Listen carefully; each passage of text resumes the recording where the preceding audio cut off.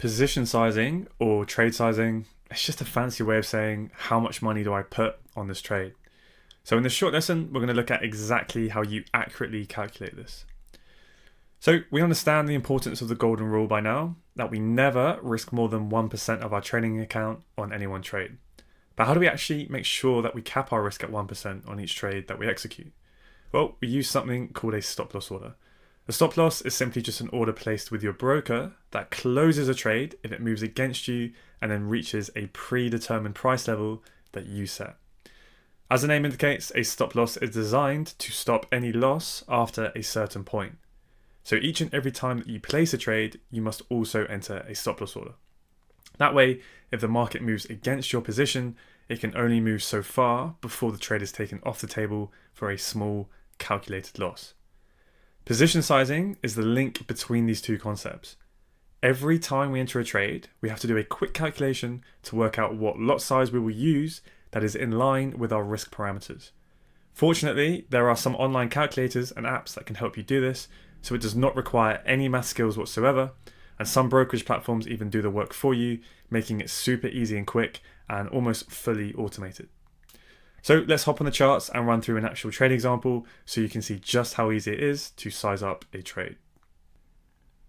Okay, so position sizing in reality, it's a pretty, extremely simple process to be honest. So when you are on your charts, and let's say you have identified an area in which you want to take a trade, and you obviously know where you want to get into the position, and then you know where you want to place your stop loss. So what you can do is on the left hand side, over here on the toolbar, if you open this up, you will see there's two options, one for a long position and one for a short position. So if you haven't done so already, I would highly recommend that you click the star on each of these, and I will add it to your favorites toolbar, wherever your toolbar is within your chart. So I always have it up here.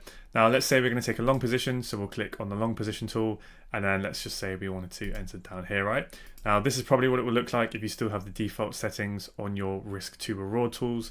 And essentially what this represents is this line here in the middle is your entry price, right? So it will show the price on the right hand side, and then this will be your profit target, right? It shows you up here, and then this will be your stop loss. So what you can do is just adjust these to wherever you want. So let's say our stop was going to be just below here, and then we're not going to worry about the profit target for now and risk to reward ratio, as this is something that we're going to discuss in a hell of a lot more depth in the trading and edge module. So essentially this is where your entry is going to be, and this is where your stop's going to be. You can double click it and open it up, and you can play around with the settings a lot more.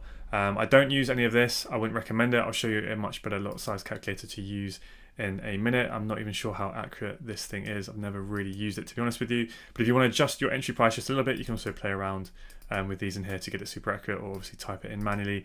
And then again, the exact same thing. You can adjust the price level of your profit level, your take profit, or your stop level. You can adjust it by the price there, or this is the size in ticks. So ticks is essentially I guess 10 times bigger than your pips. So when it says 30 ticks, what that actually means is 3 pips. So if you wanted to put a 10 pip stop in, for instance, you would just put in 100. But for the sake of this example, let's just stick with a 3 pip stop loss. And yeah, let's just say this is how we want to size the trade up, and we're all ready now to enter this into our broker. So we would put, obviously, for our entry 1.1735, and for our stop we would put in 1.1732. So the point of this video, right, is to know, well, how much do we put on the trade, right? How much do we bet? What lot size do we use? So this is where we then use a lot size calculator. So quite a common one, and one I'll post a link to below this video, is for a position size calculator on my FX book. But if you literally type into Google, Forex position calculator, there are tons on there. So the first thing you need to do is obviously select the currency pair that you are trading. So in this case, we're already on euro dollar, as that is the pair that we're trading. And then you need to put in the currency that your account is denominated in. So it only does the major 8 currencies here. But let's say we have a US dollar account, and then let's say we have a $100,000 account. And then let's say we just want to risk 0.5%, right? So you just put in your risk ratio, however much you want to risk, and then our stop loss size in pips. And then that's it. It basically just calculates your position size when you click calculate. And then what this shows you is the amount of money that you are risking, right? So that makes sense. 0.5% of 100 grand is $500. So yeah, that's exactly how much I want to risk. And then this tells you your sizing. So this will depend on your broker. The majority of brokers still use lots, but some use units. I believe Oanda does use units, but there's a few out there that do.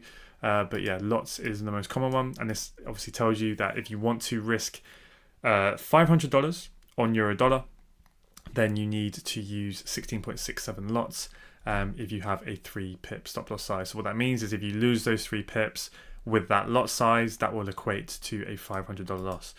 So yeah, whenever you kind of get your lots here, just quickly check this kind of this row here, just as a quick sense check, because sometimes you can put in an extra 0 in your account balance, or sometimes you put 5% instead of 0.5 or whatever. If you make a mistake or anywhere in here, this is a good little sense check, because you should know in the back of your mind, roughly how much dollars you are intending to risk. And yeah, that's it really. There's not really too much else I can add. You can obviously just swap this, you can put money there instead of risk, but I would just keep it this way. And that would be it. So then you would punch into your broker, 16.67 lots. And if you can't go down to a certain decimal place, sometimes this will give you 3 decimal places. Then remember just to round down, just so you end up risking slightly less rather than risking slightly more than you had intended. So yeah, that's pretty much it. Play around the settings. One thing I would advise as well is to get rid of this red and green. It's just like a casino thing. You might not think it makes a big difference, but those colors are literally psychologically designed to invoke greed and fear. So when price is moving your stop loss, it can make your blood pressure and your heartbeat rise a little bit faster, and can lead to those impulsive, primitive sort of decisions and mistakes. So I've saved a template for different kind of timeframes and stuff, which we'll get into a bit later. But essentially, I prefer to have a lot more sort of neutral colors. Just you can barely see it on the screen there. And blue, you can, if you double click it and go into style, you can play around with all of the settings in here and just pick whatever you like. And obviously you can get around with whether it has the compact stats mode and not. But yeah, we'll get into risk reward and profit targets a little bit later, but that's all I really kind of wanted to cover now, in terms of this is where your entry is, this would be where your stop is, and as you can see as well, it shows you the different size of your stop in pips. So let's say you had a 4 pip stop. Again, that's just what you would punch into your position size calculator, and it will give you a slightly different lot size, and that's it. And then I think that's everything I wanted to cover. So pretty simple. If you've got any questions as always about this, or you need a little bit more help with TradingView or any position size calculators, then as always feel free to drop a comment below the video, and I'll see if I can give you a hand with that. Now, sometimes when you log into your brokerage account, you may notice that you've actually lost slightly more than you had risked on a trade. And this is something that needs to be monitored closely in your journaling process. Now, here are some of the most common causes of excess losses. Trading exotic pairs. So if you're trading an exotic pair, your probability of a loss greater than what you predetermined is increased due to the high spreads and the low volume that is associated with those pairs, because it could cause your order to be filled at different prices to that which you set in the original order. So make sure you avoid exotic pairs by ensuring that both currencies in your chosen pairs are one of the major 8. Slippage, so this is when the broker fills your order for a different price than what you set in the initial order form. So that's pretty much what can happen when you trade exotic pairs. There can be a number of causes for this. It usually happens if there's large volatility from a news event, where liquidity can often be much lower. Unfortunately, it's just an unavoidable part of trading, but it's just the cost of doing business, and it will not be the difference between you being profitable or not. Sometimes it can even work in your favor if price slips past your take profit order and closes you out for a more favorable price than you had actually originally targeted. Now, if you're ever curious as to why a particular trade may have lost more than you had risked, you should email your broker with the details, and they should be able to confirm it for you. Rounding error. So this is a human error made in the risk management process. So to be safe, you should always round your trade size down instead of up. So let's say your required pip value is $3. It's best to select a trade size that exposes you to $2.90 per pip, rather than a size that exposes you to $3.10 per pip, for example.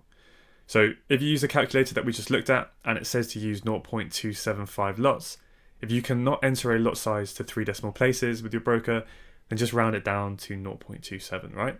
Rounding down always helps with that, because this really can add up over a large series of trades. And the final common cause of excess losses can just be down to broker error. And this is when you're triggered out for a loss when you should not have been.